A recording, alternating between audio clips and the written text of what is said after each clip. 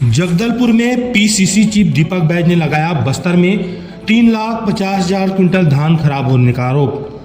PCC chief Deepak Baij ने राजीव भवन में प्रेस वार्ता कर धान खरीदी और उसके रख रखाव को लेकर बीजेपी सरकार पर जमकर बरसते हुए हल्ला बोला। उन्होंने कहा कि बस्तर जिला के 3 धान संग्रहण केंद्र नियानार, बिरिंगपाल और सिवनी धान संग्रहण केंद्र में 3.5 लाख क्विंटल धान पूरी तरीके से सड़कर खराब हो गया। उन्होंने कहा कि तीनों धान केंद्र उन्होंने निरीक्षण किया, दौरान में देखा है कि धान इतनी बुरी तरीके से सड़कर खराब हो चुका है। उन्होंने कहा कि संग्रहण केंद्र में धान का उठाव होने के बाद शेष बचा धान बारिश की वजह से पूरी तरीके से खराब हो गया।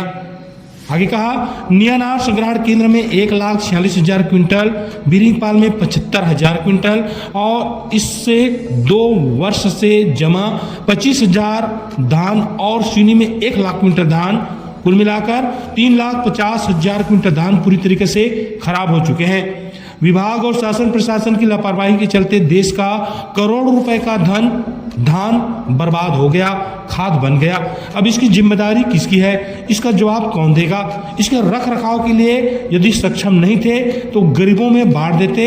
इस तरीके से धान सड़ता रहा, यह निश्चित रूप से बर्बादी है और विभाग की घोर लापरवाही, शासन की भी घोर लापरवाही है। पिछले 2-3 दिनों से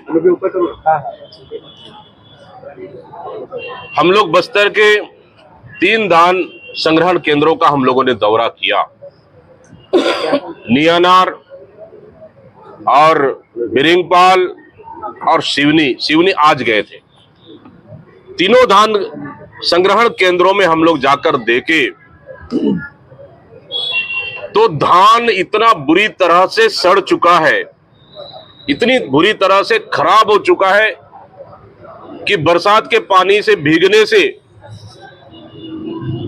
और आपको बता दें कि बरसात से पहले जो उठाव होना था वो उठाव किसी भी संग्रहण केंद्रों में कुछ उठाव हुआ और उसके बाद उठाव होने के बाद जो धान शेष बच गया वो धान पूरी तरह से बरसात में खराब हो चुका है। और वो खराब धान कितना हुआ मैं आपको बता रहा हूं आंकड़े सहित। नियानार में जो धान उठाव नहीं हुआ, जो शेष धान था उस संग्रहण केंद्र में 1,40,000 क्विंटल वो पूरी तरह से खराब हो चुका है। इसी तरह बिरिंगपाल में 75,000 क्विंटल पूरी तरह से खराब हो चुका है पिछले साल का, और वहां 2024 का भी धान 25,000 क्विंटल खराब हो चुका है। मतलब कुल मिलाकर बिरिंगपाल में भी 1 लाख क्विंटल का धान खराब हुआ है। इसी तरह से आज हम लोग गए सिवनी में 1 लाख क्विंटल से अधिक धान खराब हो चुका है। और सिवनी का कहानी बताऊं मैं आपको, वहां का संग्रहण केंद्र का प्रभारी भाग गया, कोई जवाब देने वाला नहीं है, और वहां पे खराब धान के ऊपर में अच्छा वाला नया धान को लाकर 1-1 इंच ऊपर डाल दिया गया ताकि ये दिखा सके कि धान अच्छा है। जब हमने हाथ अंदर डालकर धान को निकाले तो धान पूरी तरह से खराब निकला। सोच लीजिए कितना बड़ा करप्शन है, कितना बड़ा भ्रष्टाचार है। इसलिए हम कह रहे हैं कि ये धान सड़ा नहीं है, बल्कि ये सरकार का सिस्टम सड़ गया है। और कुल मिलाकर तीनों खरीदी केंद्रों में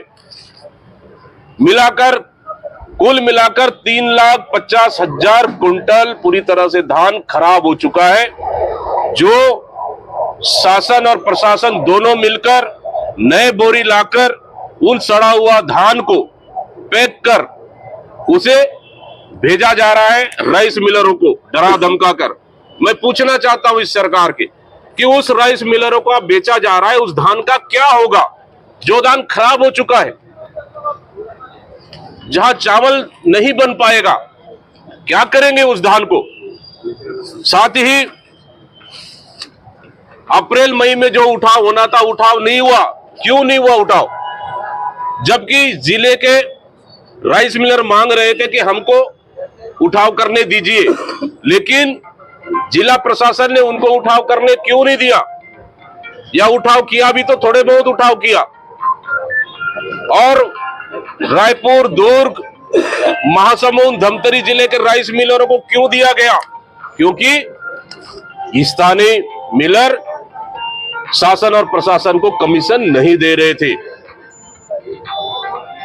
ट्रांसपोर्टर अगर पास के लोकल जिले के अगर राइस मिलर होते तो ट्रांसपोर्टिंग कम लगता, लेकिन आप सोच लीजिए यहां ट्रांसपोर्टिंग कम लगता और भिलाई, दुर्ग, महासमुंद, रायपुर, धमतरी के लिए ट्रांसपोर्टिंग ज्यादा लग रहा है। तो ये किसका नुकसान है?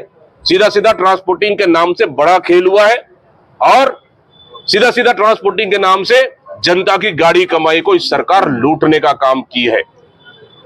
और रख रखाव में तालपत्री, दवाई छिड़काव नहीं हुआ, तालपत्री नाम मात्र का खरीदा गया है, पूरे बारदाने खराब हो गए, धान को जानबूझकर जो नया धान था उस धान को बेच दिया गया, कई लाख कुंटलों में बेच दिया गया।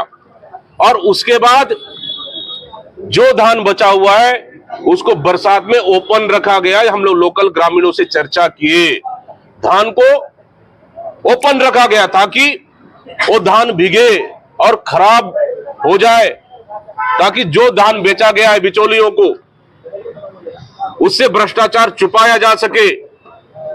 कुल मिलाकर भारी भ्रष्टाचार हुआ है, बड़ा भ्रष्टाचार हुआ। यही हाल पूरे प्रदेश में है। पूरे प्रदेश में कवर्धा में 7 करोड़ का धान को चूहे खा गए, महासमुंद में भी लगभग 6-7 करोड़ का धान को चूहे खा गए, मुख्यमंत्री गृह जिले में 2 खरीदी केंद्रों में 6 करीबन 10 करोड़ से अधिक का घोटाला हुआ है। अब बस्तर में भी तो ये न बता दे कि चूहे खा गए, मतलब कुल मिलाकर भारी भ्रष्टाचार हुआ है। इसलिए हम मांग करते हैं कि धान उठाव से लेके, धान खरीदी से लेके संग्रहण केंद्र तक आते तक, और संग्रहण केंद्र में जो बरसात से पहले गई गाड़ियां जो रवाना हुई, DORO काटा गया, उसकी और कितनी धान वहां बचा था और कितनी धान खराब हुई है इसका भौतिक सत्यापन करना चाहिए। क्योंकि अगर भौतिक सत्यापन होगा तो करोड़ों का घोटाला निकलेगा। पूरे प्रदेश मिलकर मैं समझता हूं इस सरकार ने नान घोटाला से बड़ा घोटाला किया है।